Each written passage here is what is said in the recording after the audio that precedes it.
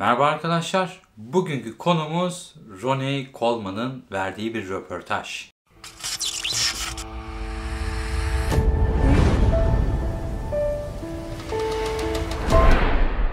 Arkadaşlar, Ronnie Coleman'ı bilmeyen yoktur diye düşünüyorum. Şöyle bir özet geçmek gerekirse, vücut geliştirmenin kralı, 8 kere Mr. Olympia oldu ve modern vücut geliştirmeden bahsetti. Generation Iron tozlu raflarından yaptığı röportajları yavaş yavaş çıkarmaya başladı. Ve Generation Iron'ın yaptığı röportajda Ronnie Coleman'a soruyorlar, modern vücut geliştirme hakkında ne düşünüyorsun? Nasıl görüyorsun diyorlar. Ronnie Coleman farklı bir yerden başlıyor. Direkt olarak biz diyor 80'lerde 90'larda gerçekten diyor çok çalışıyorduk. Bir şeylere ulaşmamız çok zordu ve çok fazla antrenman yapmamız gerekiyordu. Artı olarak işte de çok fazla çalışmamız gerekiyordu. Çünkü şimdiki gibi fırsatlar yoktu, sosyal medya yoktu, kendimizi gösterebileceğimiz şimdiki kadar çok yarış yoktu, bu kadar çok sponsor yoktu. Şimdikiler biraz daha şanslı ama şanssız oldukları taraflar da var tabii dedi. Fakat şanssız oldukları taraflardan hiç bahsetmedi. Sadece kendilerinin ne kadar çok çalıştığını anlattı. Bizim zamanımızda 5 tane pro show vardı ve biz bu 5 pro show'u kovalardık dedi. Şimdi 30 tane pro show var ve Olimpiyaya gitmek artık eskisine göre çok daha kolay dedi. Ve artık birçok farklı branş da var dedi. Yani artık vücut geliştirme adına hangi boyda,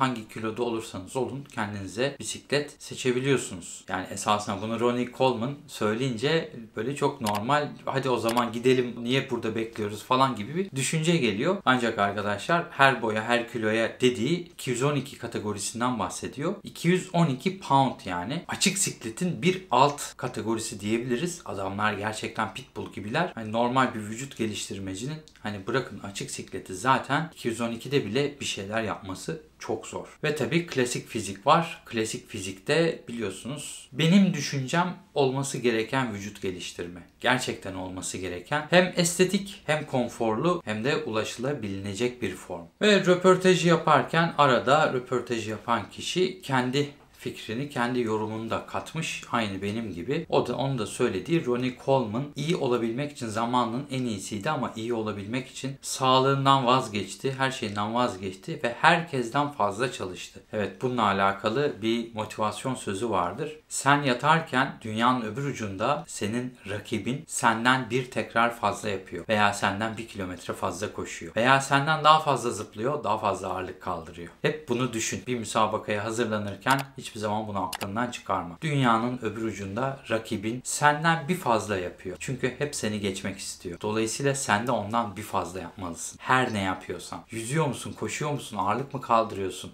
Vücut geliştirme mi yapıyorsun? Bunu aklınızdan hiçbir zaman çıkarmayın. Ve Ronnie Coleman devam ediyor. Yalnız diyor anlayamadığım bir şey var diyor. Vücut geliştirme diyor başka bir yere gitti diyor. O röportajı yapan kişi soruyor. Diyor ki peki iyi mi yere gitti, kötü mü yere gitti? Coleman hayır diyor, bilmiyorum diyor. Yani iyi mi diyor, iyi diyemem diyor. Kötü de diyemem diyor. Başka bir yere gitti diyor. Zamana uydu, ayak uydurdu. Fakat değişik bir hal aldı. Yani kelimenin manasını bilmiyorum diyor. Yani ne denir buna bilmiyorum diyor. Evet, hep konuştuğumuz gibi estetik algısı, estetik olgusu değişiyor. Ve eskiden estetik dediğimiz şeyler değişiyor. Artık farklı şeylere estetik demeye başlıyoruz. Ya da farklı şeyleri aramaya başlıyoruz. Farklı şeyleri bekliyoruz. Farklı şeyleri görmeyi bekliyoruz. Estetik mi? Tartışılır. Ama oyunun kuralı bu mu? Evet, oyunun kuralı bu. Sonuçta daha büyük adele, daha derin adele, daha simetrik adele ve daha kuru bir adele. Beklediğimiz şeyler bunlar. Bunlar dışında gerisinin çok fazla bir önemi yok. İşte Ronnie Coleman da bundan bahsediyor. Diyor ki yani başka bir yere gitti ama diyor adını koyamıyorum. Evet, hiçbirimiz adını koyamıyoruz zaten.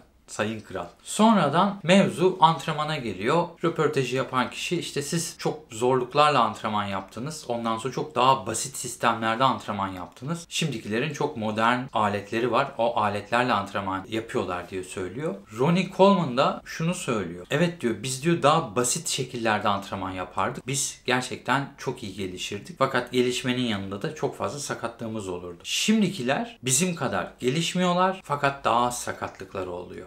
Çünkü daha modern tekniklerde antrenman yapıyorlar diye ekliyor. Arkadaşlar çok önemli bu. Mesela geçenlerde Nick Walker'ın hamstring çalışırken paylaşımını gördüm. Bu paylaşımında hamstringine elektrotlar bağlanmıştı ve elektrotlar bağlı halde hamstring çalışıyordu. Bunu birçok şey için yapabilirler. Sonuçta elektrotların akımına, frekansına göre birçok şey değişebilir. Yani bunu recovery için yapabilirler, ufak sakatlıklar için yapabilirler, daha çok gelişim için yapabilirler. Dediğim gibi yani bunu akımı değiştirerek, cihazın frekansını değiştirerek hani birçok farklı şey yapabilirsiniz. Bunun gibi birçok farklı cihaz çıktı ve yurt dışında hem tedavi amaçlı hem kas gelişiminde birçok farklı teknik kullanılıyor artık. En basiti sakatlıklarda artık oksijen çadırı kullanılıyor. Recovery için eksi derecelerde odalar var. Sizi eksi derecelerdeki odalara sokuyorlar. O odalarda recovery yapıyorsunuz. Belli bir dakika kalıyorsunuz o eksi derecedeki odalarda. Ondan sonra hemen çıkıyorsunuz. Yani eskiden olmayan şu anda birçok şey var. Belki Ronnie Coleman'ın da dediği gibi belki şu an sporcular bir Ronnie Coleman kadar büyük değiller fakat daha uzun süre spor yapabiliyorlar. Daha uzun süre müsabakada kalabiliyorlar ve en azından daha az sakatlıkları oluyor. En önemlisi bu. Yani Ronnie Coleman'ın